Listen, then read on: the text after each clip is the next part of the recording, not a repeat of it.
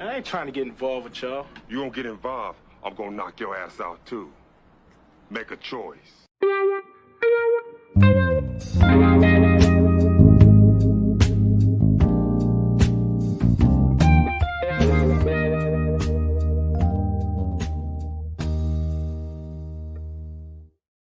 And I like Vicky, and she likes me back. And she showed me her boobies, and I like them too.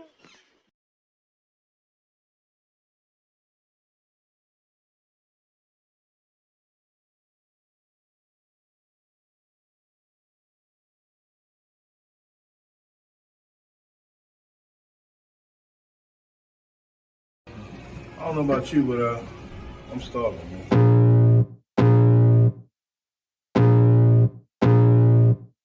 I can feel the blood creeping up from the heathens. Got will, got fight, got pride, got reason. If they wanna go eat, then you know I'm gon' feed them. If you're coming for me, hope you're ready for a demon. I got eyes in the back of my head, I'm seeing. Take me for granted and you know I'm leaving. I'ma take what's mine with the webs I'm weaving. I could take this crowd from seeing to believing. Got a taste for blood and my tongue keeps bleeding from the words I spit. So sharp, so freezing, so cold. Behold, frostbite they feeling. I could tear you apart or I could go heal them. Don't believe in fate, don't believe in ceilings. I just need a taste and my mind starts peeling. I don't pace myself, I grind on kneeling. Got lust for change, Rup, yeah.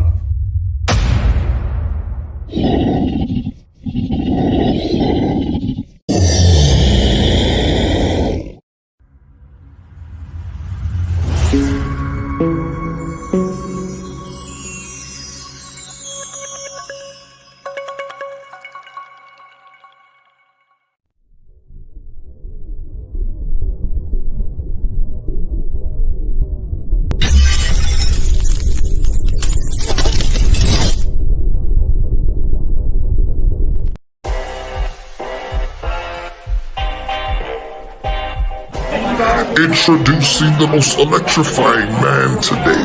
He's the hardest working, can you smell him? As he hits you with a rock bottom. He is the originator of the Bad Squad.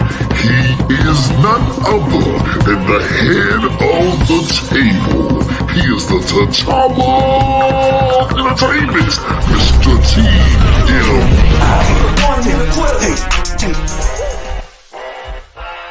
You about to listen to what? The greatest news segment in history.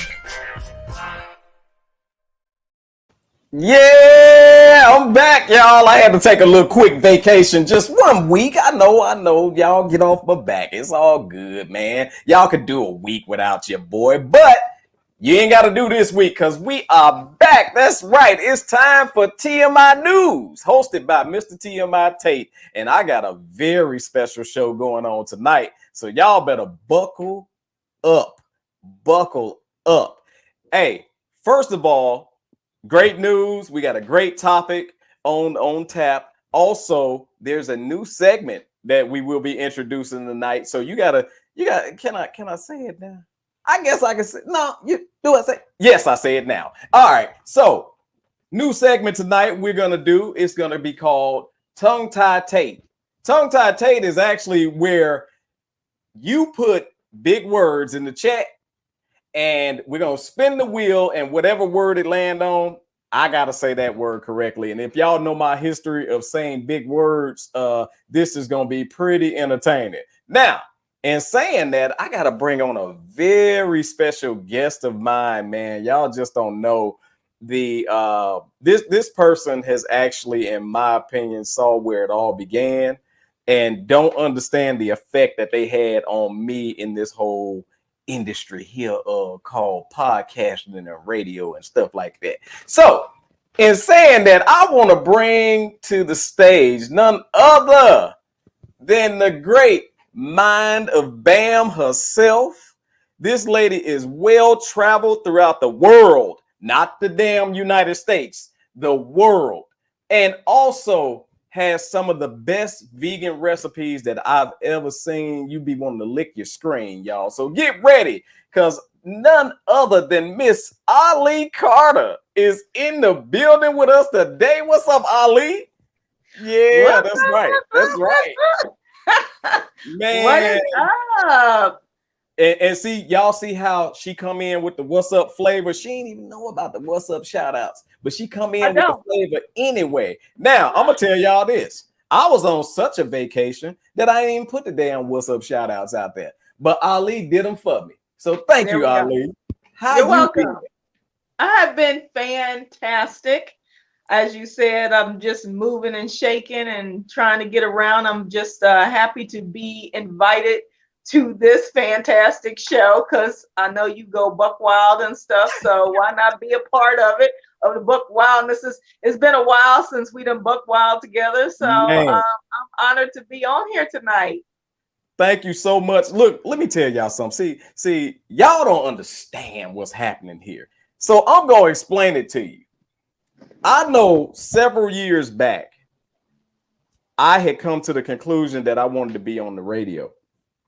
And it wasn't even a wild idea. It was like, yo, I really think that I can be a voice in the community and I can do this. Now, a lot of people say what they think they can do until it's time to do it. So this is how funny this happened. I had in my mind and in my tablet, I had wrote out how the Bad Squad was going to be and everything. Never did radio, but I was like, okay, I want to do a show where I'm the co-host and I'm learning the ropes because I've never been in radio. So how ironic, I'm going through Facebook, you know how you do it. And I see a show that says looking for a co-host, BAM Radio.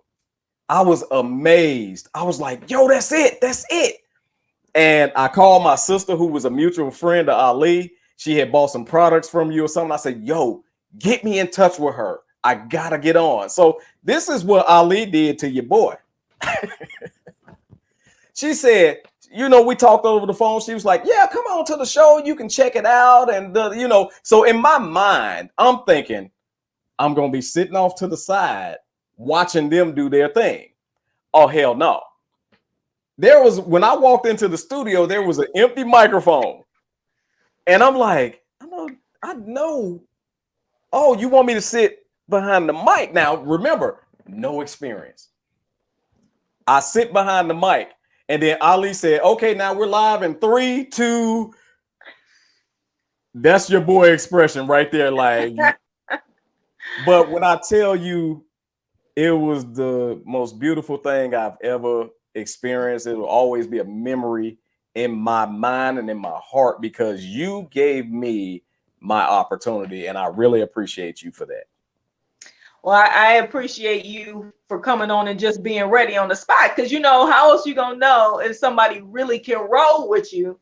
Right. If they don't roll with you. And Ali so cold. She was like, after the show, I'm like, it's over. And she's like, okay, so next week you're going to do like, so that mean I'm on? Like, oh, man. So when I tell y'all, right. Ali, look here. We all have our own paths and we all went down our own road. Yeah. But I'm so happy that road is kind of like a cul-de-sac. That's what you call it. Because we always have to come back around and, get back in touch with each other. So, man, you just don't know. This is exciting for me because we're going to do it BAM style. Now, they don't know about that yet. I gotta try not to cuss because we didn't cuss on BAM Radio. So it's your show. Do you? I get in where I fit in. Hey, before we really kick it off, everybody want to say what's up to the director if she ready. So, director, everybody say hi, and that's all she do. That's it, right there. She Natasha got to get her. She got to get that. Her. You gotta get that beauty queen way, that whatever they do.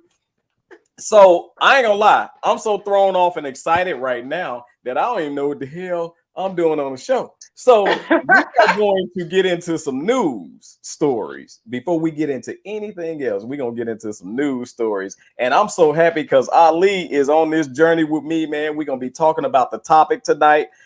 She's gonna join me with the topic, but we got some interesting news stories. So let's check the first one out, Natasha. The first one. You see what I'm saying? And watch, she'll pick it right while I'm talking, like to cut me off on purpose. See, this is what I'm talking about with the director. You know what I'm saying? I think the director be drunk. Like, I'm serious. I think she be nipping on something on the side. And then what happens is she'll go to a whole nother screen and won't be paying us no damn attention. Now you done made me cuss. And I told you I was going to keep BAM radio style. But the director done made me, hold on a minute. We got technical difficulties again. Excuse me. Are you asleep? Turn your microphone on, ma'am. What's wrong? What's wrong? Look, I can't laugh and push buttons at the same time. Look, you got to fight through it. You got to battle through it. Right? Ali taught us that. Okay. You got to fight through it. Right, Ali? Let me get myself together. Because it gets wild, you know? You gotta put that good face on. You gotta, you know what I'm saying? I'm ready. All right, you ready? All right, now here go take two. We're gonna start off with our first news story. Anybody that's watching, y'all didn't see what just happened. So y'all, act like you didn't see it. We're gonna roll with our first news story. Fed Up manager declares work from home is over as 77% say 77% say they fire you or cut your pay for not coming back to work. This touches me very closely. This touches me very closely. I'm gonna be courteous and let our special guest go first on what are your thoughts of this story?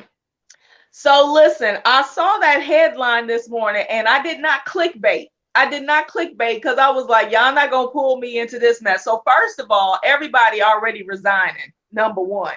So now we're gonna threaten people and say, if you don't, first of all, if I'm already working from home, ain't nobody tell you to lease that building for 10 years and you mad because now you ain't got nobody in the building. You need to break your lease and pay that fee to break your lease. Don't be trying to make people come into the office and when other things ain't set up right. How you gonna listen? We've been through 2 years of threats.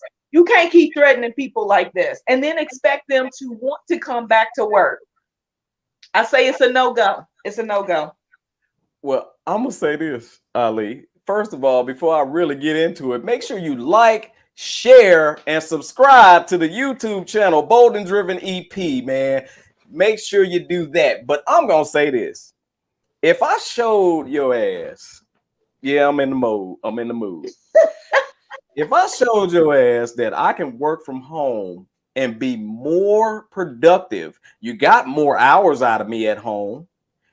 If I can show you all of that and you didn't skip a beat, why are you gonna mess with me now? So now you want me to sit in traffic, burn up gas, which is very expensive nowadays, car maintenance and all this other crap. Hold on, let me say this. Risk my life in Texas traffic. That just part. to come to an office and do the same damn thing I could do at home. Now I'm at the office, I'm tired all day long because you fight in traffic. You're tired once you get out of it. And then when you get back, when you get off, you got to get back in it. Mm-hmm. You must love wearing us down. You must love us running y'all damn healthcare bill up because we got to go to the doctor for stress, road rage, and all kind of crap. Let us be at home. I got to bounce off what Ali said and say, it ain't our fault that y'all leased them expensive buildings for that many years. And some of them got the nerve to had even built some buildings during that time because everything was so cheap. Now y'all got to stuff our behinds up in these buildings. And I'm still trying to wonder, how is that benefiting you putting us in buildings? Yeah. That's a legitimate question that I have. What is the benefit of you saying we gotta come to the office versus working from home? You're not writing off none of my damn bills at the house. You're not paying no internet bill or nothing. So tell me, Ali, what you think it is? You start to mess up the oldest not platform, but kind of way of life that has been ingrained in us, which is institutionalization. And that starts with you thinking that you have to go, like your steps have to be, order your steps. Ain't that a church song? Right. Like, we gotta listen, from point A to point B. You get up in the morning, you get your kids, you rushing off to school, like they're trying to pick that back up, because people in 2021, from what I hear, because I wasn't here in the States, but last year, what I hear is a lot of people were exiting, like they were quitting jobs, resigning, all of this, and being, because it was just like this. It's ridiculous that we're expected to do all these things at the same time, deal with the fact that our kids can't go to school, some of these things are closed, whatever the case may be, right? And so there, in my opinion, the only reason is there's costs associated with associates not being at work, right? And I have to keep up this this visualization that you are more productive, even though for the last year and a half you have been very productive working from home with all the stresses and being a teacher, probably to kids in different age groups, classes, whatever. You doing proms in the garage, in the driveway now. You got graduation drive-bys. You got all kinds of crazy stuff going on, and you manage. Grandma birthday drive-bys. You sit Granny in the yard, and everybody, happy birthday, Granny. Right. And now you're going to tell me, like you said, you're going to tell me now I need to come in. It's all about money. It's about money, and it's about keeping with.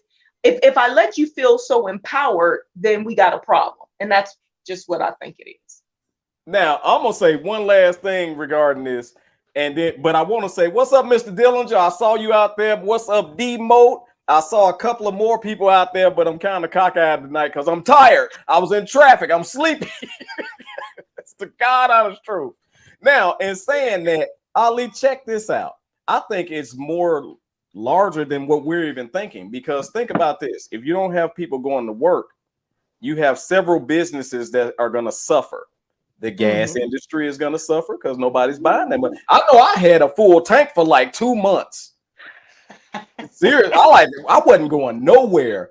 And the restaurant industry, because people fast food, stuff like that. Right. It's just a lot of industries would suffer from us not being out and being consumers, because think about this. You weren't eating out as much. You wasn't going out. Like even your entertainment, people weren't going to the movies. People weren't going bowling. People weren't doing much. So they're trying their best to get this thing, even though they don't have the hiccup resolved. They're trying their best to get things back to normal, because the bigger picture is so many other businesses are suffering that from us not being mobile, from us not being able to move around freely, that they gotta now force us. When at the end of the day, y'all the ones put us on this damn punishment anyway. So why the hell you gonna put us on a punishment, then get mad because it ain't going your way? That's just, don't you feel like when your parents, you know what I'm saying, when they put you on punishment and then, wait a minute, I usually have him do this for me. Okay, you ain't on punishment no more. Go to the store, take this. Okay, whatever. But in saying that, look, the Titan Spartan, what's up, man? The great see, that's what I'm saying. Tongue-tied tape. That's the first word. People are tired of the bullshit, and people are tired of the bull. Damn, I want to say something so bad, but I still got to report to work. But so we better move on to the next story before I ruin my career. The next story, this is some TMI type story here, Ali. So, Uh-oh. bodybuilder who married a sex doll has admitted he cheated on her while she was being repaired.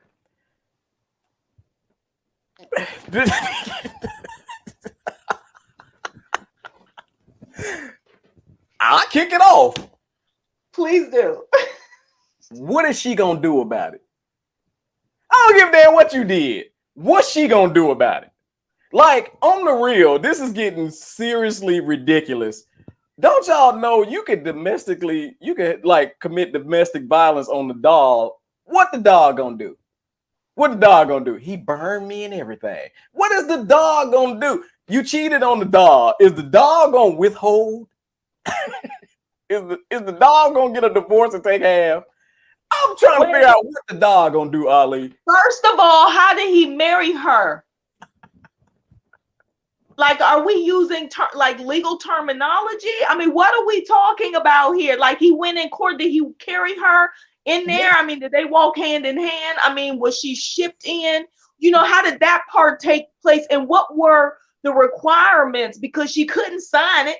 She didn't sign the documentation. So he forged it in the beginning. It ain't even legal. So really, he cheated on his damn self. Ali, who drugged this heifer down the aisle? And who was standing behind her, or did she have one of them? Remember them doll voice boxes? You press the button and she say yes. Right. Listen, I don't. So wait a minute. Okay, what news outlet was this on? Because I'm beyond flabbergasted that this even made news outlet ever. The internet.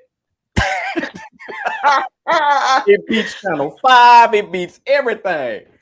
Because at the end of the day, we got to understand that this type of crap is happening. Wait a minute. I just want to know, did he cheat on her with a real person or another doll? That's what I'm wondering. And then, like, do they have to be in separate closets or they'll fight? Like the doll that he cheated on with the married doll, you can't put them in the same closet. Now, this is the TMI part of it. Why he cheat? Was she better? And never mind. So wait, he said while she was getting repaired. So that means he really tore it up.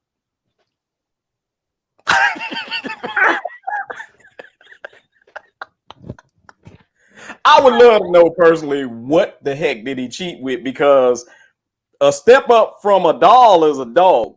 Somebody said Barbie was the bridesmaid. Titan Spark said, "Oh my God, Barbie was the bridesmaid." Look, no, this is a hot mess. But you know what? This is the kind of stuff that pops up, and it probably has so many comments and follows, and like I honestly at this point, I hope they do a part 2 because I want to know what happens. Man, me too. I got so many questions for my man. Like, okay.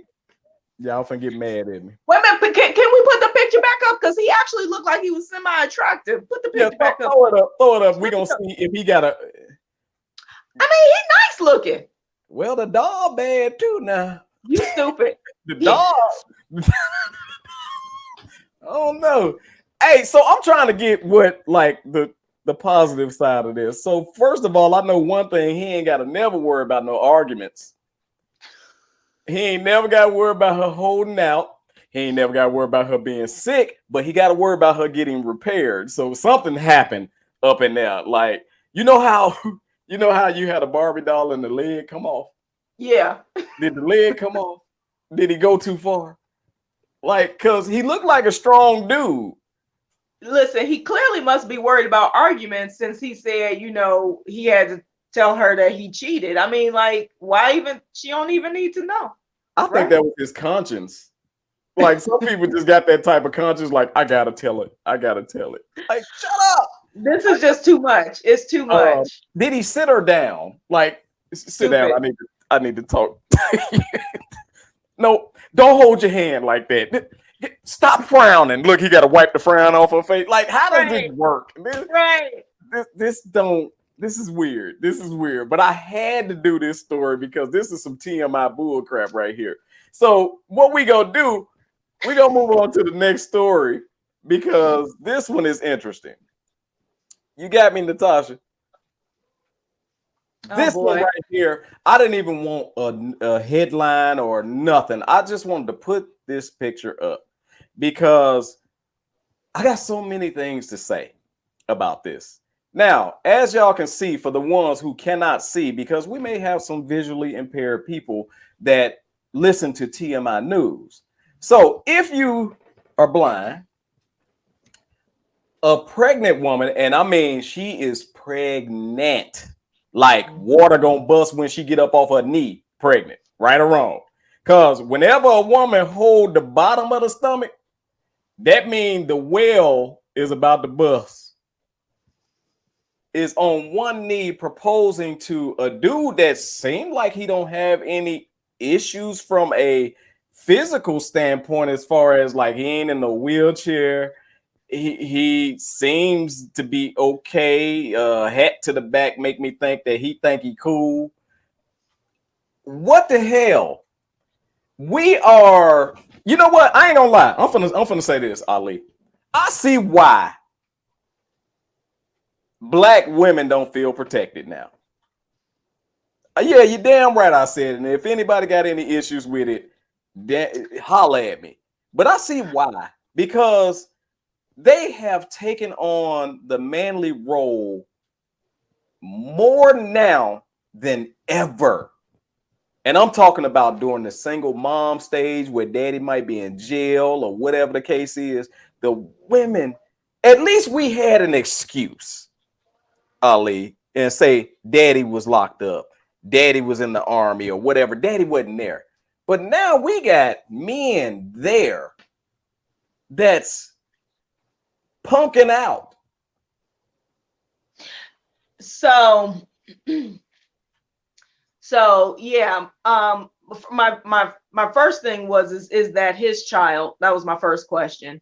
I hope so, right? But I mean, I guess if he's stepping up to be the father, bless his heart. But the second thing is I guess for me, I'm never proposing to a man because the type of man that I'm looking for won't allow me to propose to him. Exactly. Number one. It's kind of like, and I'm gonna bring this up, but it's just an allegory. I'm just trying to give an example. It's kind of just like when everybody said, Will slap Chris because Chris was slappable. Everybody ain't gonna be slappable. You know what I'm saying? Everybody ain't gonna, I mean, you feel what I'm saying, right? I ain't trying to dredge up, old slap history. But the part of this issue is obviously the dynamics in their relationship allowed for it. Obviously, either she's at a point where she's tired of waiting, which in my opinion, I mean, it could go both ways. People, we're so different, like you're saying, like our roles have changed so much. So I don't know if she's being the aggressor and just doing it.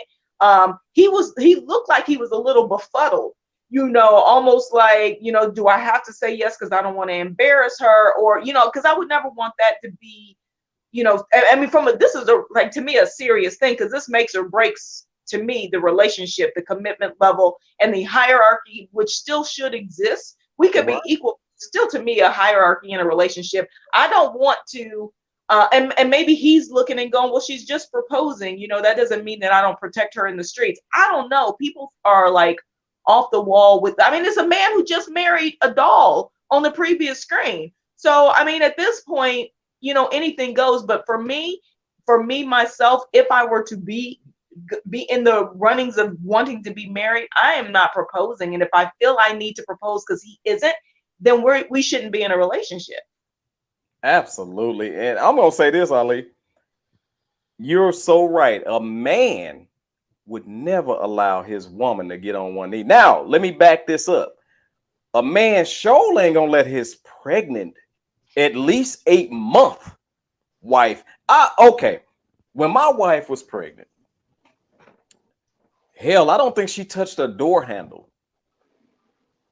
let alone did anything to stress herself physically or mentally when carrying my child. How do you see fit for that woman to even be able, if she drop a quarter on the ground, you need to be down there getting it. And you let her get on one knee to propose to your crust. Put that picture back up for a second, director, please. Because Ali said he was looking befuddled, right? Right? Don't he look befuddled? No, he looked surprised, just like a woman looks surprised when a man get on his knee to propose. Oh my God, he looked like he want to cry. Right. Maybe the photo was taken right before he told her to get up. You know, like maybe she was like, look out in the ocean, and she got on one knee, and he turned around and she was on the knee. So he didn't really let her. She kind of just did it, and he didn't have time to. No. Ali, they would have had to destroy every picture that they took. I'd have made that. Give me your camera. You know how them celebrities when you take a picture of them and I didn't allow you to take that. Give me that camera and they delete. There is no way that picture is, and whoever posted it without my permission is getting their ass toe up. And I will be on every post saying this caught me off guard. Ain't no way in the hell. And I told her get up immediately. Matter of fact, I boosted her up. I lift her up. Right. But you're seeing this more often where the roles are switching. And this is what I'm thinking. And I can't think for y'all, but I imagine ladies, young girls always growing up to picture themselves being proposed to by the man of their dreams, right or wrong. I never heard of a young girl growing up and saying, when I get older, I'm going to propose to my man. I'm going to get on one knee and propose to my man. And I really think that people are so fearful nowadays because of how people are throwing everything in the pot. And if you say, no, I don't like corn, some corn eater gets offended. If everybody else can have definition as far as who they are, why can't a man have a definition of who he is? And me being a man, and I'm expecting for that guy, I believe he's a man. Why can't I hold him to manly standards? Yeah, so you can. And I think that's actually an excellent point, because in this age of defining and undefining and redefining, everything is defined except what used to be defined now. Exactly. Right. So when you said that, I was like, wow. Yeah, because we done gone through the whole alphabet with some people. We're pronouncing. Something I was on asked me for a pronoun, and I was like, a what? They started. They're making up so many rules that the people who used to ride together don't ride together no more. They fighting each other. Right. But that's all by design. You know that. That's all by design. Listen, you know what to call me? Ali. Call me Ali. Right. Wait, now ain't nothing wrong with her proposing. That's not a manly standard. I'm sorry. That's my former co-host Demo. Love you, Demo. But I'm gonna tell you just like this, man. If I'm in the front of you and a woman get on her knee, I'm punching you in your chest. Right before you bet not say yes. I'm gonna hit you in your chest to the point where you gonna drop down on one knee and she gonna rise up, and it's gonna be done the right way when it comes to that. Now, I ain't talking about anybody else's melting pot and how they want to do it. I'm talking about our stuff. So let me tell you something, Tay. When you said that, I was gonna go there because I've been traveling so much and I've been kind of engulfed in other cultures. I was literally in my mind trying to think, are there other, because being abroad is the best education ever, because you start to learn as a melting pot with us being in the States and being other places where everything is so mixed, and people bring their cultures with them, and even though they try to fit into this mold, they still have some things from back home or whatever. And so I was just literally going through my head. I was like, is there any place that I've been or heard of, specifically I was thinking Africa, right?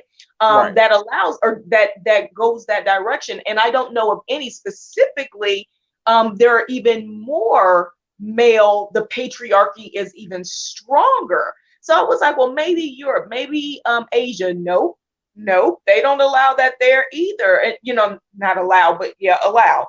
And so part of it is this just this muddied down excuse of not really doing what we want to do, but kind of being almost forced into it? Is that what this is, or is this truly a wave, the next wave?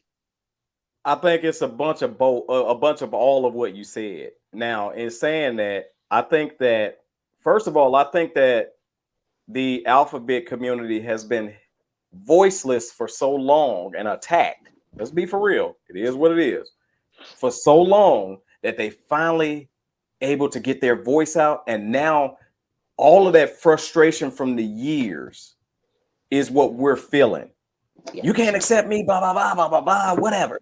So then I believe that people said, well, if they're doing this, I want to do this, and I should be able to do it because they're doing this. And then now you got that letter, and then you got another letter and another letter. And now it's to the point where America is just simply a place where we try to become a melting pot, but I think the idea of the melting pot is thrown off now.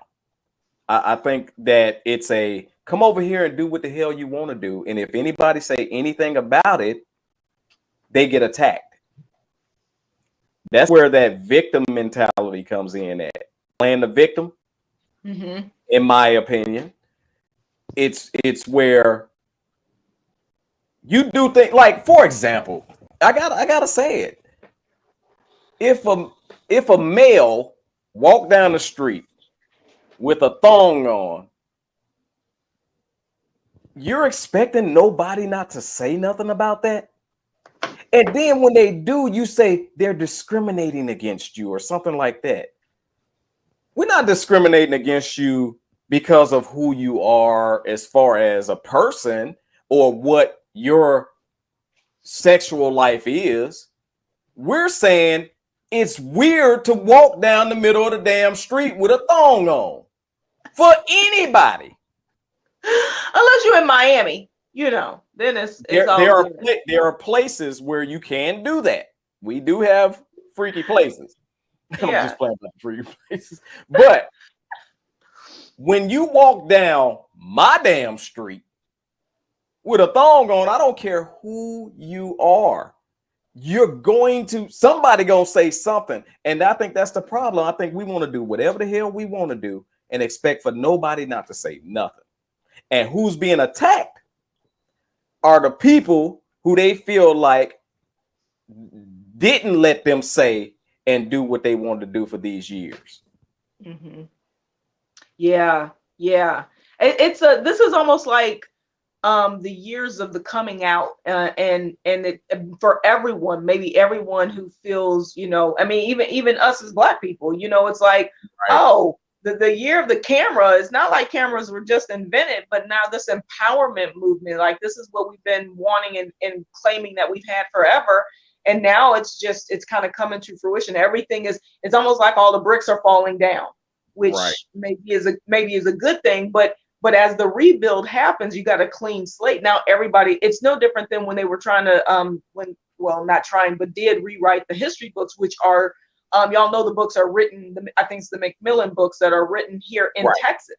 And, right. The Asian community wanted more pages in the book. Of course, the African American community wanted more pages, actual real history in the books.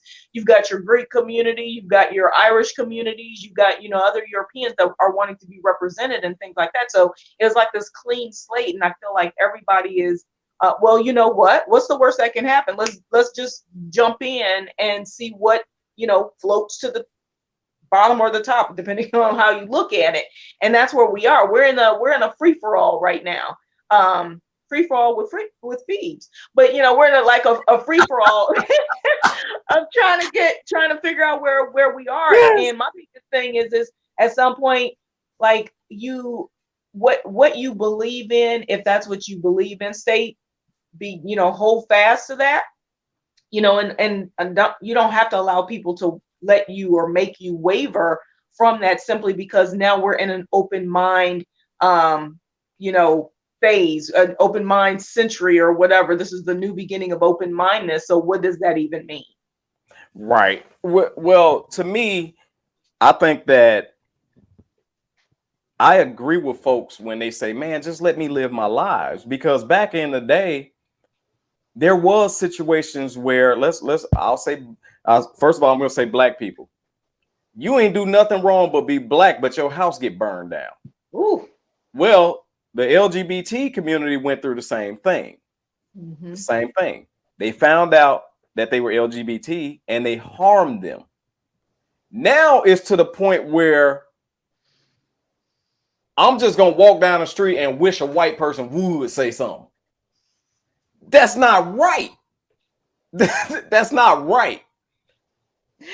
It's not right for them to attack me in my home because I'm black, in the same way with LGBT. But it's also not right for you to get in somebody's face and say, I'm this way, now say something. And if you don't agree, then we'll shut you down. That's not right. And I'm gonna put it out here like this. I personally I got a lot of friends that are down with the alphabet, right? And I love the ones that you can't tell what the hell they do. That's your business. That is your business. Nobody should know what your bedroom business is. And when you come out and you want to throw it in somebody's face, and then if that person say, you know, if I'm not used to it and I don't react, Malcolm X, if I don't react the way if I don't say, well, y'all cool, come on. You know, I ain't gonna lie. I don't get mad at the white people who have never been exposed to black people, so they don't know how to act around black people. I don't get mad at that. So by all means, if I'm not used to it, it's cool. I'll become you. I'll be all right. I'll get used to it. However, don't shove it down my throat. What's wrong with you? Why are you looking like that? Well, oh, you ain't comfortable? Oh, this. That's not right. But you know, to be the double-edged sword here, some of them would argue we've been watching heterosexuals, be very vocal and public with their relations.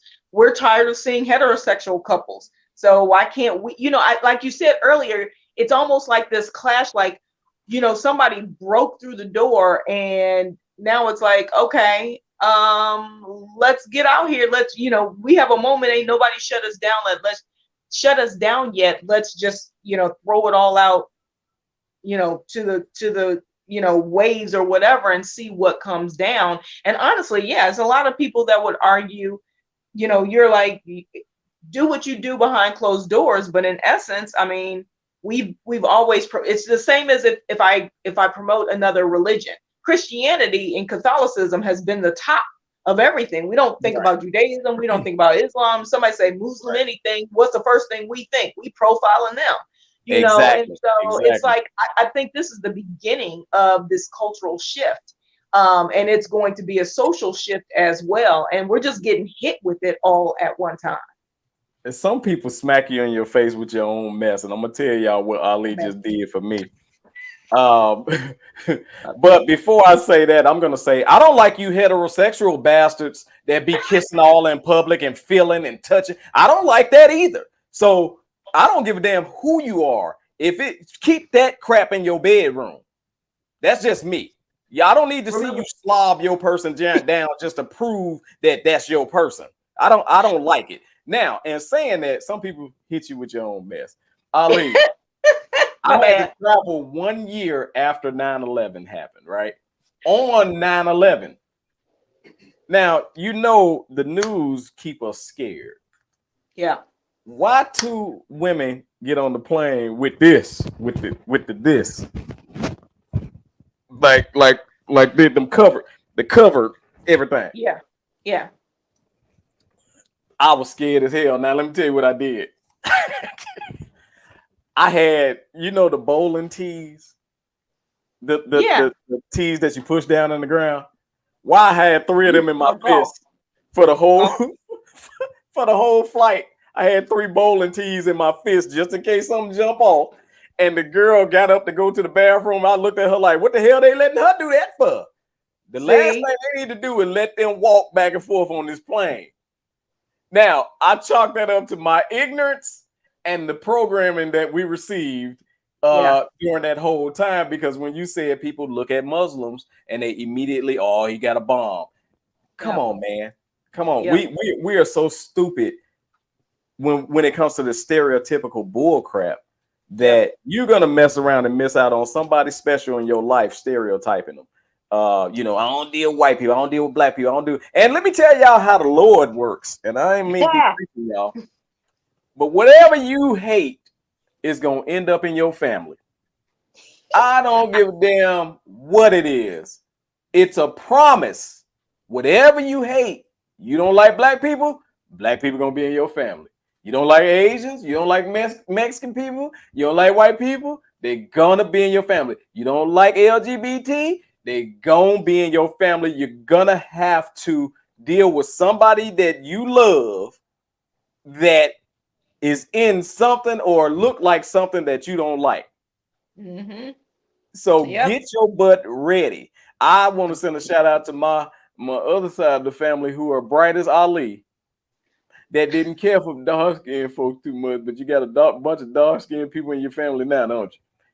Shout out to all y'all grandbabies. Yeah, I said it. You're daggone right. Now, in saying that, I want to get into the topic, but first, and we're a little out of order because I'm so excited that it comes from being excited. Ali is amazing when it comes to vegan meals. Oh, thank you.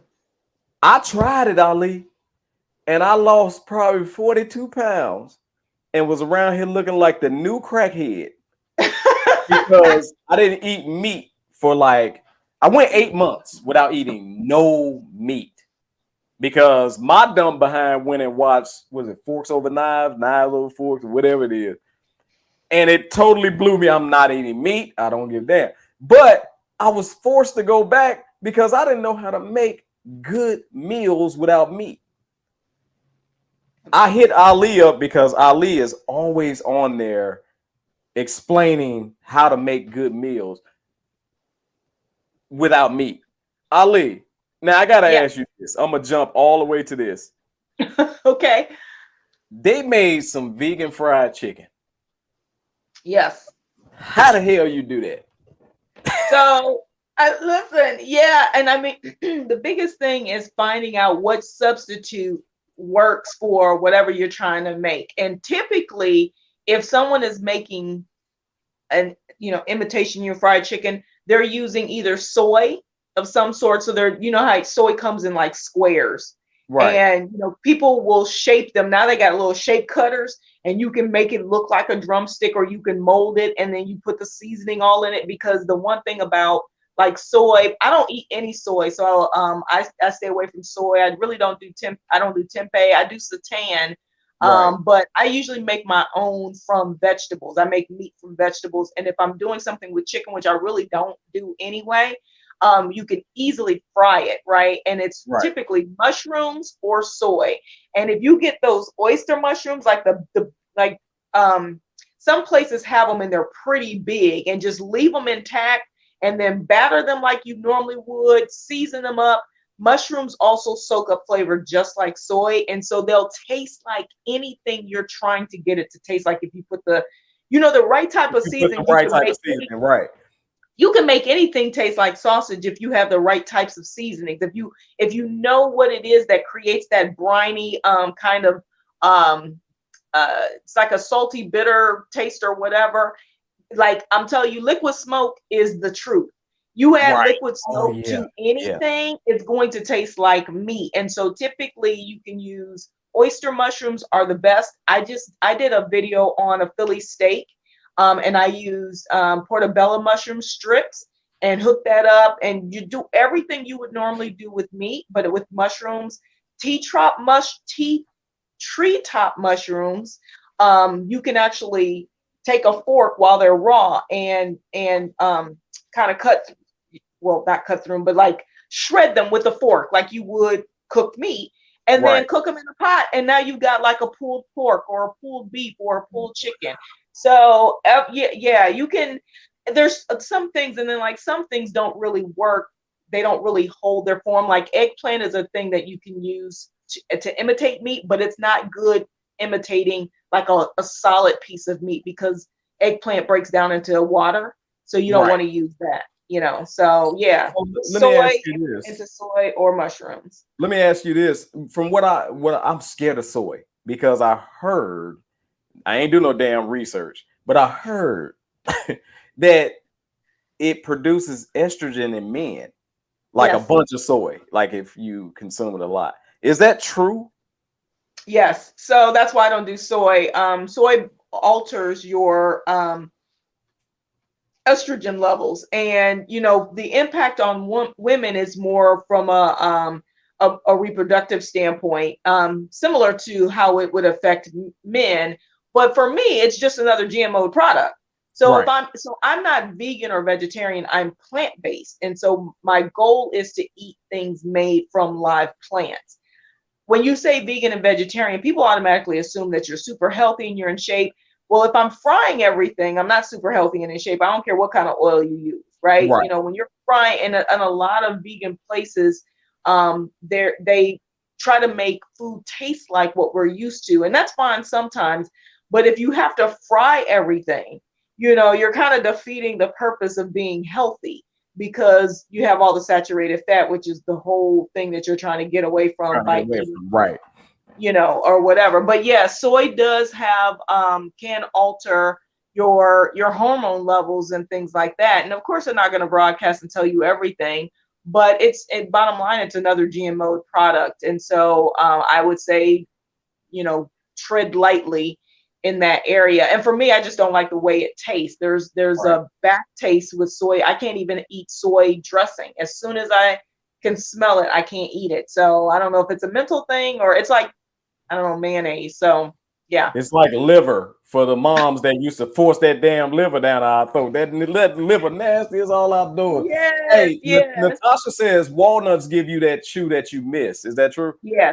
I know it's true because I'm a direct poor, but I want to see Yes, if I you just agree with that. made I have a video where I just made, I think I have like 11 or so versions of my meatless crumbles, my meat-like crumbles. And I just do the last one I made was really simple. It's walnuts, hearts of palm, and mushrooms. And you soak the walnuts like a day or two, let them soften up, grind them up so that they're a little bit soft, and they give you the texture that the other vegetables kind of lose when you cook them. So you still get that meaty texture, and it looks just like ground meat. All right, so I got one for you though, because I am okay. So hey, everybody out there in TMI land, I gotta admit that I am a pork chopaholic. I can't stop. The pork chop is just the greatest thing in the history of the pig's ass. And Oh my goodness. I need a substitute for a pork chop, Ali. What do you recommend? I would say, and you want it to be the closest thing would be like a portobello mushroom. I wouldn't do a cauliflower steak because you can really tell the difference. Like you can make a cauliflower steak feel like meat a little bit, but I would probably say a thick portobello mushroom cut a certain way. So you cut the edges off and everything. And so you got the thick part of it, Right. or like the treetop mushroom, something like that. And then you basically would season it.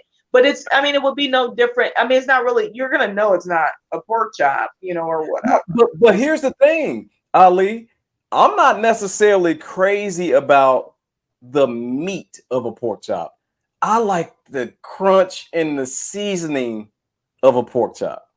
Now, So you want the fatty part because no, not the fatty part. It's Okay. just the crust of it. Okay. Oh my God, that man! When somebody fry a pork chop right now, this is something I know you can't replace. How you that little hook bone that's in the pork chop that hold all the damn flavor?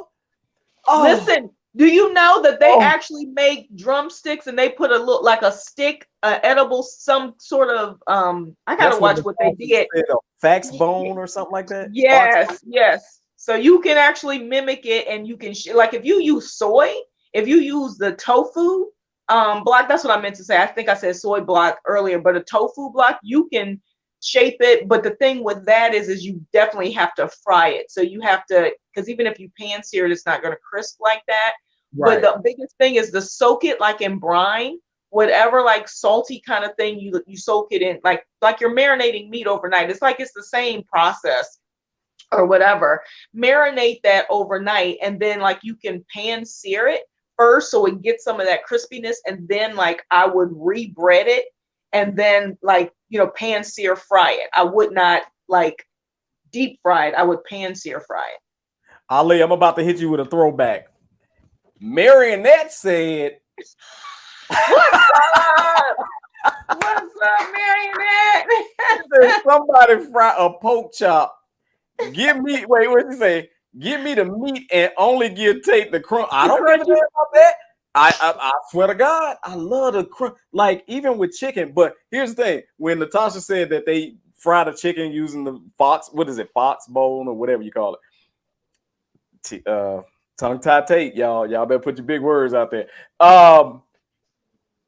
That's cool, but I bet you they ain't got that damn pork chop bone. But you could probably blend it. You Nothing can replace the pork chop bone. It's the greatest bone ever made. I don't give a damn how far back they go and find human bones. Find me the first pork chop bone. That bone, the hook, the one with the hook, not the one with the little chop. The hook. That's the greatest bone ever. So I gotta think about that one. That's a good one. That's saying that, y'all, Ali, like, yeah. For those that want to, join your lives and things like that, where can they watch you when you're doing all of this cooking? Oh, well, yeah. So I do some of them on YouTube. So I'll stream on YouTube and Facebook. But for the most part, I clear out all of my like cooking videos, and I actually have you can access them through my Eat with Ali plan, which is under Mind Your Body and Soul. And you can get the recipes via video. I'm actually, oh, boom. Oh, look at that. Hey, that's me. That is so nice. Look at that. I need that whole page. What are you talking about? You're supposed to roll through it. You're supposed to roll through it. Right, my bad.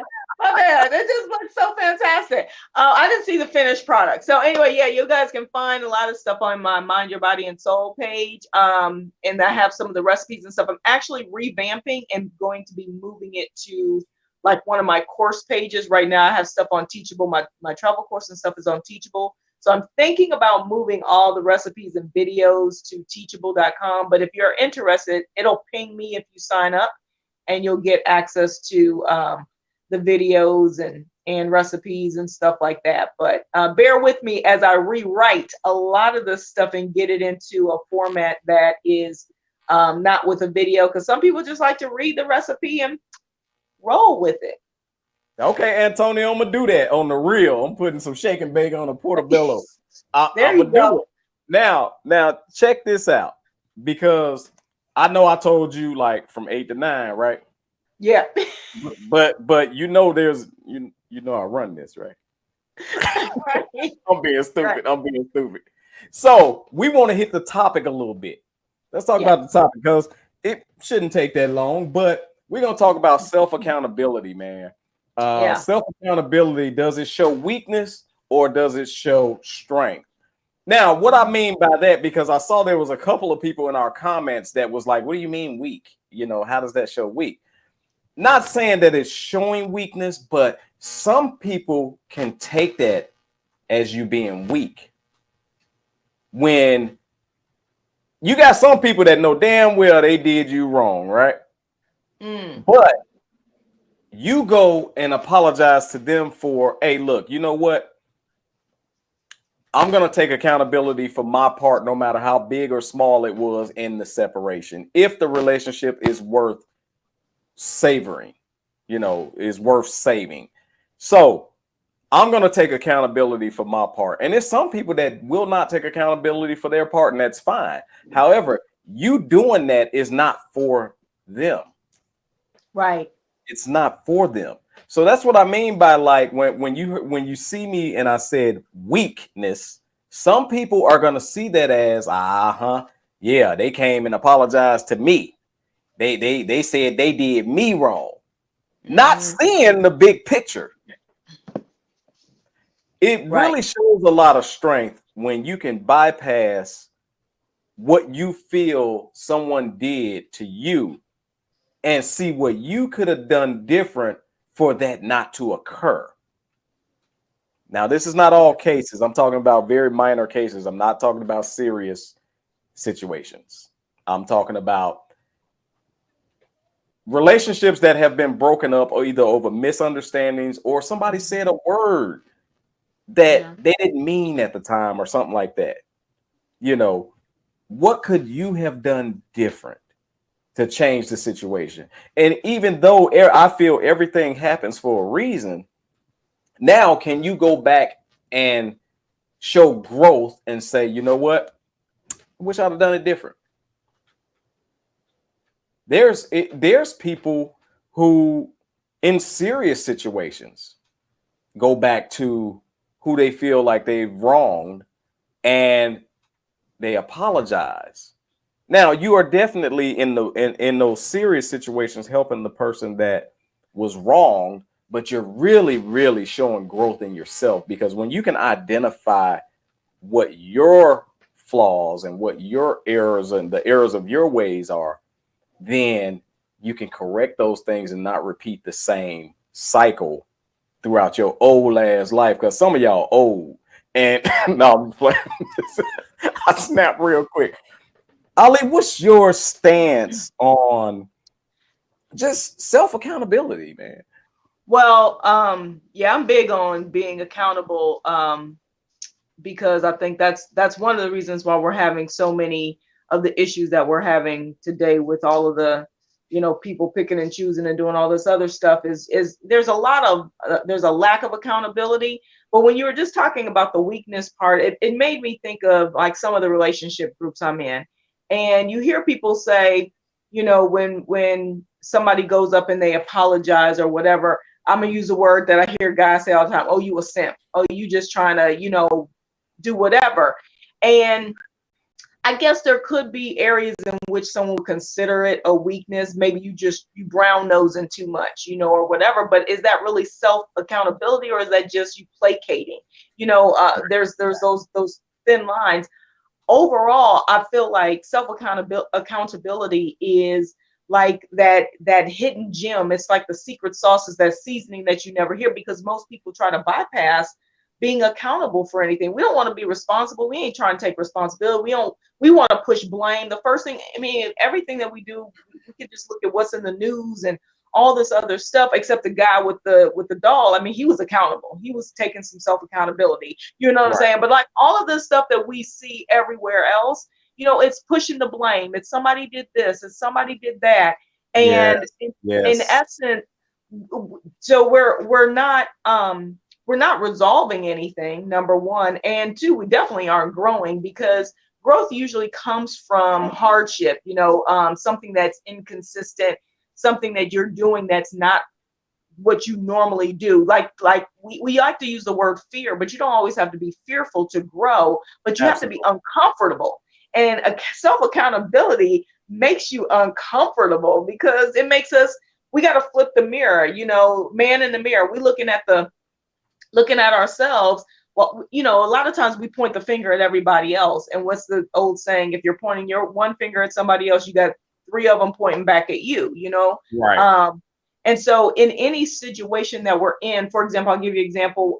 Years and years ago, I got in a car accident because I was crossing lanes of traffic because there were, you know, no cars or whatever. And somebody, oh no, I was at a light, and I was, you know how you make that left. Yeah, I'm trying to think which direction is left. And there was another car coming. I need one of those boards you have in court. Okay, your car was here, and then who had the right of way, and he basically hit me. But what my insurance company said is I was 20% at fault because I was there. They said the accident couldn't have happened if I wasn't there, and I was like, what kind of accountability? You know, you that's kind of a crazy example, but that's, you know, bull crap insurance. Right. But just being present, you know, in situations when you're in any type of relationship, or any type of situation, you're in a relationship, and typically we're accountable in some kind of way. The level of accountability, it varies depending on what's happening. But in all situations, the first thing you said is like taking a step back to see what you could have done different. And sometimes what you could have done different may have been to leave, to break Right, away right. sooner. You know what I'm saying? That's being Right. accountable. We can't sit and be complaining about somebody doing something bad to us over and over again and we don't change the situation. That's accountability as well. That part. And Ali, check this out. And I gotta use this so any lady get offended. My bad, but hell, that's what I do. When I have ladies come to me and say, he took all my money. He did this, he did that, he did this, he did that. I'm gonna give your ass 2 he dids before I'm gonna say, look, what is your role in this?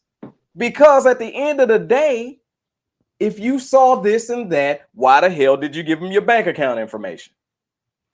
Why the hell did you give him access? Why the hell did you let him ride around in your car all day while you at work? So that's what I mean by, like, if people can say, you know what, he could have never done that crap to me if I didn't allow a certain portion of it. Don't get me wrong, it's some things that happen beyond our control, but that part. And I want to say, like, damn that, I'll say that in a minute. But we have to, how large does that make you look? And forget, I don't give a damn what people feel. I'm talking about to yourself. How much better do you feel when you're able to go and say, you know what? I did it and I was stupid. Because I ain't gonna lie, Ali, I say it all the time. If I can go back in time, I will kick the hell out of the 20-year-old. I'm gonna say the 18 to 20-year-old Tate. The 18 to 25, no, 23-year-old Tate. I will kick the hell out of me because all of the relationships that I was in, I could have controlled that if I had only stood up for myself and not be a simp. I was a simp. Yes, I was a simp. But I'm like, you know what? The biggest part of that is I'm able to admit I was a simp back then. And I'm not a simp today. The behavior that grew me. I went to every ex and said, I appreciate what you done for me. Because don't take this negatively, but you showed me what I don't want in a wife. It is what it is. We all learn from something. Yeah. Now, let's just say, for instance, if I had taken on a wife that had the same traits as those ones who hurt me in the past, whose fault is that? Because I'm not being real with myself and I'm saying either I'm taking it or I'm saying it's them. Women, all the women treat me bad. I be trying to treat them right and all of them just treat me so bad. I'm a good person and I love everybody and I show so much love and they just treat me horrible. Okay, so damn that. All them women ain't come from the same mama, out the same womb, and even if they did, they ain't the same woman. So right. How is it that all these different ass people treating you the same? Right. There's only one catalyst. Yeah, we got to sometimes sit back and go, okay, how do I fit into this whole scenario? And the hardest part is acknowledging that you played a part in it, good or bad. And I want to, kind of caveat, what you said earlier when you're just like, we can control. Relationships are a really tough one when you're talking about like women being in situations. It seems like it's so easy. I mean, even the strongest of us have been in situations where we be sitting back going, how did I? You want to beat the hell out of yourself, don't you? When you go back and think about it, you want to beat the hell out of yourself. And honestly, a lot of times we end up in situations listening to other people. Right. I think this thing called intuition we've lost. Like we've lost and because your intuition kind of associates you with if you have kind of like a conscious, right? You're literally thinking about some of the behaviors and the responses and things like that. Like you're innately paying attention to how things affect you or affect other people and that kind of thing. But when you're going back and you're like, most of what you've done, some of the decisions were based on what other people told you.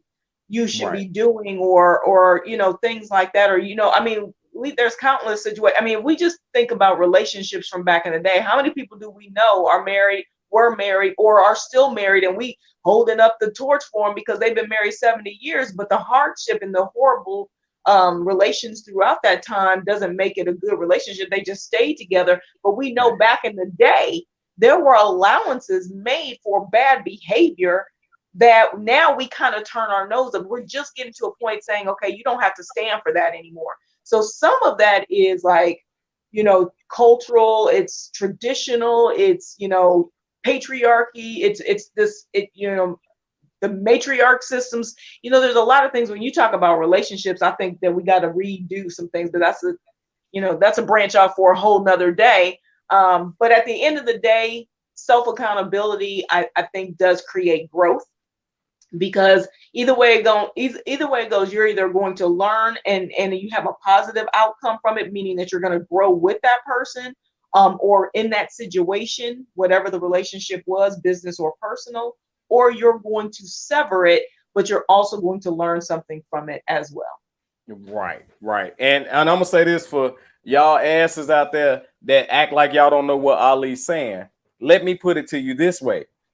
Some of y'all don't walk down the street and walk past a woman or a man that look just like your auntie or uncle, and you know damn well granddaddy was out in them streets. So stop trying to act like this crap just began when it comes to cheating and all this other stuff. Like Ali said, it was allowances given back in the day that we just we won't put up with it nowadays, because it ain't because of nothing. They should have been faithful, but there's a lot more risk out there nowadays too, where granddaddy could get a shot and he cool and we can blow up, literally, like just explode from the stuff we'll bring home. So in saying that, Ali, I'm not gonna hold you too long. I'm not gonna hold the director too long, but I gotta say this. We talk self-accountability, and I hold myself accountable more than anybody know. And for those of y'all who have followed me and know the beginnings, and I think the only person in here could truly say that is Marionette. I'm gonna say this. We did become separated when it comes to Ali, myself, and a few other people. And holding myself accountable, I'm gonna say that I could have done things better. I could have done things different on the way that the separation occurred. And also, I want to say this, and I want to be clear when I say it. Ali, at the time, I was a rookie. And I was a scared rookie. And at that time, I did have that if you're not with me, you're against me mentality. And that's not the mentality to have. I didn't understand that because I was just getting into the game and didn't know who had me and who didn't. So I'm saying this now to you, and I apologize for my side on how things got separated. It was never to a point where we were like beefing. We ain't never. Right. But we became, in my opinion, we became uncomfortably separated. And that shouldn't have happened, because we got to understand that we can build so much together than separate. And that goes for all of us, us. And it's just that some of us are learning on the fly and we have to be schooled. So that's what I feel like my role is now. When I have co-host or the director or whoever else that is on my team, I truly feel like, yo, we ain't got to go to war. I know that if you can grow and move on and be successful, I'm going to sit back and be proud because I saw your beginning and look at how you're soaring. Nobody is going to be, if you love that person and truly got their best intent there, in your heart, you don't want to see them sitting in the same place. You want to see them grow. And what Right. better honor it is than to have somebody grow underneath you to move on to fly. All birds kick their damn little birdlets. What are they called? Little birdlets. All of them, they kick them out the nest when they get big enough. And like, I hope you don't hit the ground. Right. So I want you to, as the mother bird, in my opinion, in radio, in my life, Thank you. I want you to look at this platform and anything that I've ever done, and you be proud of that because you help me grow. Now, I'm gonna say this. You ain't gotta say nothing. I'm gonna say this. Ali scared the hell out of me, man. Ali said, this was at the time I was a co-host, and we all know when you're a co-host, it's a little different than when you're the host. And Ali said, I'm taking a vacation, and Tate, you gonna run the show. And I'm like, I'm not running. I have no idea how to run a damn show, how to be the host. Girl, I lose all your listeners. But that was the fear. That was the fear. And I appreciate you one way or the other kicking my ass out the nest because I want you to see how Baby Bird is flying. No, it's amazing. I appreciate that. Because it was you're right. It was a separation, really. It was a kind of a distant kind of thing. And I think in everything, people go their own ways and do their own things. I mean, we see groups do that. New Edition and them did that, but it's it's the brotherhood and the sisterhood behind it. It wasn't a falling out. It simply was, okay, we're just not at the same place.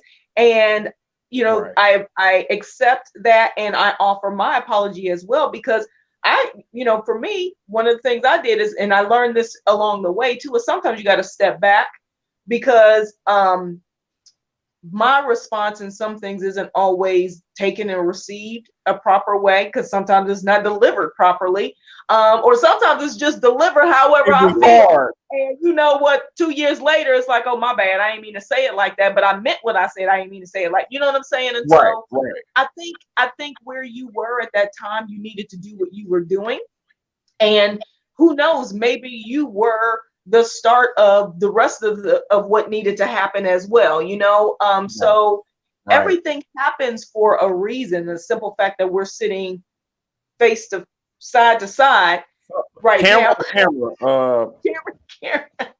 We landscape the landscape, even having this conversation, years later, like what we say, 5 years later, after all was said and done, it shows a level of growth and maturity, to be able to come back and say, number one, was it that bad? Number two, there's so many elements that are involved in a lot of these situations. And I think the way that it happened was the best way, because it wasn't a spitfire kind of thing. It was simply boom. Right. Right. You had to do what you had to do. And the whole thing when you say, people may think that I throw people to the rules. Y'all, he had some training. I'm just gonna put it out there. He had some training. I did. I did. But I felt comfortable in the co-host role. I ain't gonna lie. It was just. But I saw you could do. You always wanted your own thing, And how else were you gonna have that unless you were forced into that position? And you look at you excelled, took it, and soared. And you've grown so much, and you're creating your vision. And the thing is when you change from what you started from, doesn't mean you failed. It just means that you've re-upped. You've gotten better. You've looked at another way of doing something and being expressive in yourself, because you've kept the same bylaw, your byline, or whatever you want to call it. You've kept the same, kind of idea around who you are and what you want people to know you as. You've just kind of switched some things up to make it work. And that's all we were doing. Before we just basically, we taking puzzle pieces and moving them all around. And I appreciate, you having the spirit of wanting to just, publicly say, you know what, Ali threw me out the nest, and here we are. And I kid you not, man. Like every time I see you go live, I'm that's genuine. When I'm Ali, hey, I'm excited, and the things that you have done, the places that you have been, you are so much more braver than me. I think Ali stayed in a damn hut, if I'm not mistaken. I don't know what I was looking at, but I just know that Oh, this was nature at its best that Ali got to experience. And I was like, at one point, I thought you had like moved out the country. I thought you were gone. technically, I mean, I went on a 2-week vacation. I just never came back. I was gone for Damn. 20 months. That was the So longest 2 weeks in the history of week or whatever. So wait a minute. Wait, hold on. So if you literally said, I'm taking a vacation from the 15th to the 29th. You just didn't tell them what damn 29th you was coming back home. that part exactly. That was exactly it. Listen, that was the year I quit my job. I quit my job, did a few things, and then I was a travel person anyway. That's how you got stuck doing the show and everything, because I was like, I got to take my trips. No, I didn't do it. I didn't do it. Shout out to Nick. Shout out to Nicole. She helped too. I did not host that show. I was scared. I would not do it. I would not do it. I was too scared. At that time, I was too scared. I promise you. And shout out to, like we said, people grow under you and you be proud, man. Demo, my guy on here, like I said, former co-host, now doing his own thing. He has his own production company where he's producing podcasts and he's on podcasts just like we're doing. Did you realize Bold and Driven was Bad Squad, right? That's what it means. Yeah. Okay. I just had to make sure you knew that. Well, I knew that from beginning, and that's what, because that's why I was saying you've kept your tag. That's what I said byline, tagline. You've kept that throughout this entire, regardless of what you changed your show name to, all of that still you held true to it. You just kind of changed how you approached it, and that's growth in itself. No, that's in the Black neighborhood. That's called the remix. He had to remix it, and so. Like, shout out to D-Mode and Allison Denise. Allison Denise was also on BAM Radio. And me and Allison, we co-hosted the Bad Squad and Allison is doing amazing things in North Carolina now. So shout out to Allison and just all of, look, Cherie and all of the people who, it amazes me when I go back to that original picture of the Bad Squad, James and just, oh my God, just so many. I tell a lot of people, I said, the Bad Squad was so much more than you remember because you think you saw the beginning, but you did not see the beginning. It's only a chosen few like Marionette who literally know, like who actually know about the damn launch party and all that other stuff that we went through. So we got a lot of history, man, and in us. Please understand, Black folks, because I got to preach to my Black people and my white people that's cool and my Asian people that's cool. But please understand that separation does not mean war. Right. For some reason in our community, we think because they separated, they got beef or they're at war. And that's kind of what we've been trained to feel, how we've been trained to feel. Please don't feel that way.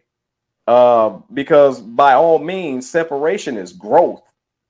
Because you go over here and you grow yours, I go over here and grow mine. But guess what? When we come back together, we just that much larger. Right. Now we're looking at it from a different perspective. And I think that's why, if you want to talk to Black people, I think that's why we are culturally disadvantaged, or societally disadvantaged, if that's even a word. Because we don't know how it is. We've never really experienced that, and a lot of other groups of people can do that. Like we'll watch these shows and stuff and be like, "Oh my God, they bickering, but they've been on the air for 19 years." You know who I'm talking about, or whatever. And there has to be kind of this unspoken word that at the end of the day, we got each other's back. I mean, obviously, you can't hold on to everyone because everybody isn't doesn't want to be held on to, doesn't want to be in those positions. But when you have something that works and it just needs to go, you need to kind of, it's like no different than a kid moving out of the house. Sometimes they just need to go to be on their own. They might come back and work the family business or do whatever, but everybody has to kind of find their own way. And, I think this was a prime example, because it wasn't just you. I had to find my own way after that. Like 2018 was like the rebirth of Ali. Like I literally clean slate, almost everything. And Right. then I left the country. And if I didn't have stuff to take care of, I wouldn't be back now. See, I said F certain things. Ali said F the country. F the country. I'm going to say this because it's an 800-pound gorilla in the room, right? I want to say this, Ali. I am so proud that I started at I Am Royalty Radio.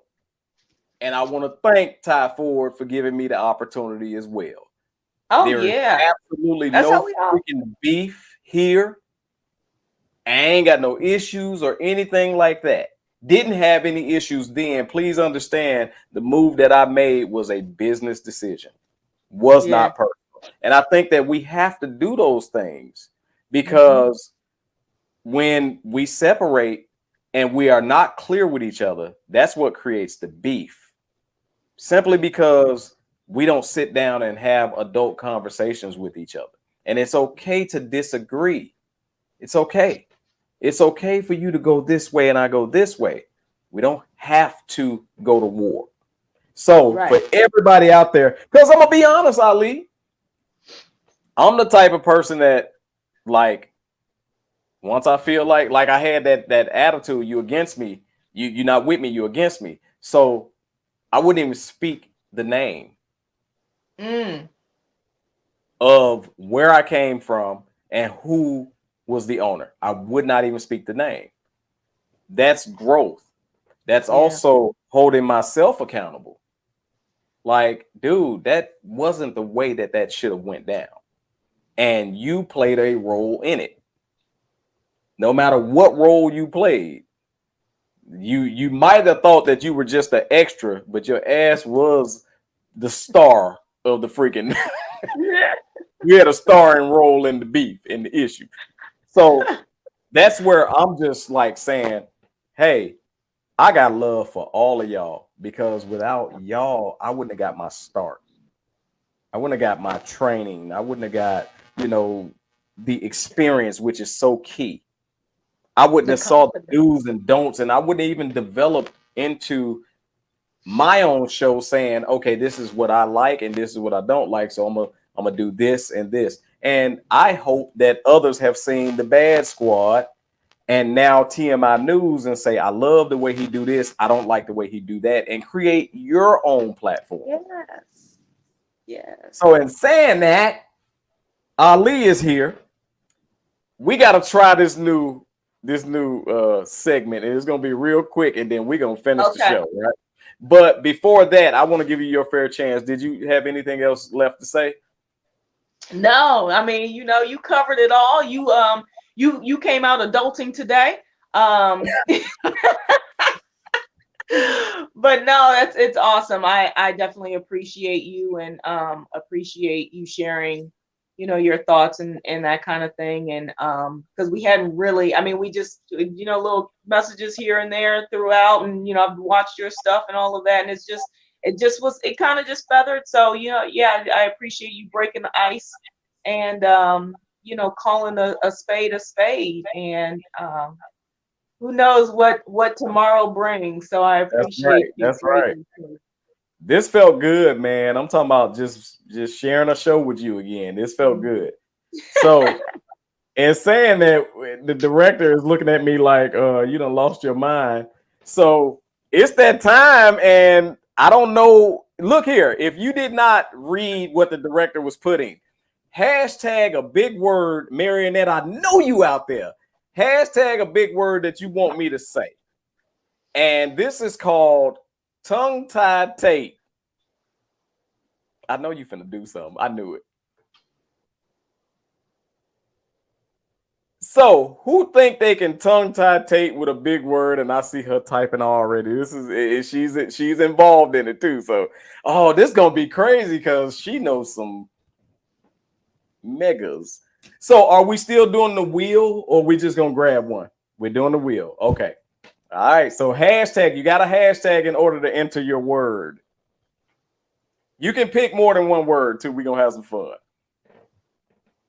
I ain't giving y'all a damn thing. It ain't no prize if I don't get it. The prize is you get to laugh at how I'm saying this word. Oh my God. Oh my God. I'm trying not to look at the words so I won't be studying. Okay, go ahead. So make sure you put your hashtag big word, and I'm going to figure it out. I should say that I'm going to say it. I would tell y'all I'll give the definition too, but y'all know damn well I don't know the definition of these words that y'all put. So let's go. It's that time. It's that time. I guess whoever it stops on, they get to pick the word. Oh, hell no. I love it. Hell no.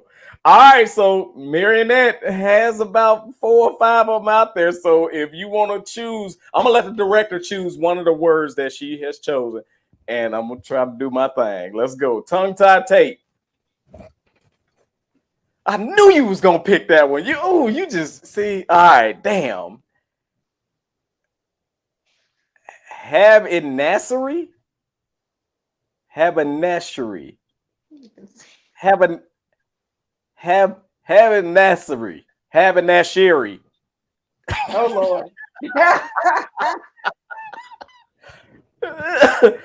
Haberdashery. Am I close? Hell. Right. Haberdashery. We should have that lady that you can like Google say the damn word properly for me. You shaking your head. All right, so I'm phoning a friend. Hold on. Was I close? Put your microphone on. Turn your microphone on. Was I close? I have no clue. we need Marionette to, you know how she types it out for us. Wait, yeah, Marionette. Okay, here we go. She got it in there. So the word is Haberdashery. I was close. Now, Marionette, did I say it correctly at any point? Ali, you know these damn words. Did I say it close? Was I close? Listen, I don't know what that is. I was trying to submit my own. Hell. Okay, so it's Haberdashery. Haberdashery. What the hell is that, Marionette? Give me a definition. She said I did. Okay, cool. Tongue-tied Tate. So I wasn't tongue-tied. I wasn't tongue-tied, but this is so funny that, okay, so in other words, craziness is what that means. So y'all we just gave y'all a big word, Marionette. I like that. Be looking that word up tonight. So it means craziness. So I got some haberdashery in me. Is that, did I use it right? Or we gonna say your uncle is haberdashery like a mug? No, that's crazy. Not ness. It got to be craziness. Your ex-girlfriend always starting some haberdashery. That slap was haberdashery. Okay. Yes. Okay. Yes. Ali, I got a question. I know we ain't supposed to be continuing, and we're gonna make this quick. Did you see it live? Because I saw it live. No, I was on live when somebody sent me the video, and I was like, "Is that real?" Or is all right? So I saw it on the replay. The moment you found out it was real, what was your reaction? Well. Wait a minute. What? Well. Play silly games to win silly prizes, but I was mixed because I still didn't believe it was real. Even today, like the other camera view makes it look like it was staged. But the first thing I thought of is well, not the first thing. After all of everybody had their commentary and all of that, I just said, there's just so much I can see how a person, I don't even think it's Snap, it's made a judgment based on what he felt was the best outcome. You know, we all just speculating, but I'm telling you, my first initial response, based on what came in, like the history, like you got to know the history of Chris Rock and the Smiths and the Oscars and in particular, regardless of what somebody's saying, oh, well, it don't bother me. We all say something doesn't bother us publicly because we're not supposed to say it bothers us, right? Right. And so, but there was this, I felt this need to kind of vilify and all of these other things, but I was just like, he's always coming at them and at what point are they not human? Because they make billions of dollars, so we can't snap. We 1 minute we want people to protect, we want the woman to be protected, we want the man to protect, and then when he does it, then she's a hoe and she all this stuff, and I'm like, how quickly we forgot the past 20 years of Will doing all the same things. Now I know he came on and said there was no infidelity. What do you call cheating in a relationship? Infidelity. So I don't even know the word. Wait, is that a tongue-tied word? Infidelity. There was none in the relationship, but that's because they've always had an open relationship. So people are just missing the whole programs that they had before, where she literally was crying, even on Red Table, talking about how he completely misguided when he was doing all of his what's the guy, is it Dave Shetty, when he became all prophetic and everything, and was talking about how he told Jada she need to go find love a different way and she got to find it in herself and all this stuff, and how he broke her down and how she didn't want none of this stuff, but he never listened when he put her parents on view on a widescreen TV for everybody, and she wasn't ready to deal with it, and he still came at her like, well, and everybody misses all of that. Right. And once, so anyway, yeah. I personally think, like, I go back to the accountability. What was your role, whether it was big or small? And I think all of them have a role in it. All of them could have done something different. I explained mine, so I won't do it again. But all of them could have done something different to change the outcome of that. Yeah. But now we see the end result. In saying that, we got to get out of here and we got to see if the director is awake. So, if you don't know what you've been listening to, you have just listened to what? Oh my God! It is the greatest news segment in history. TMI with Tate, the news edition, man. Thank you, Ali. Thank you, director, Mr. TMI, and we are out of here.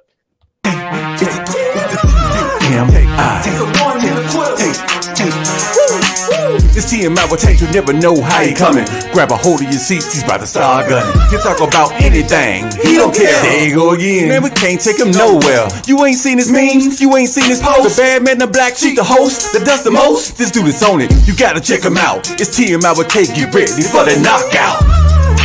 TMI with Tate.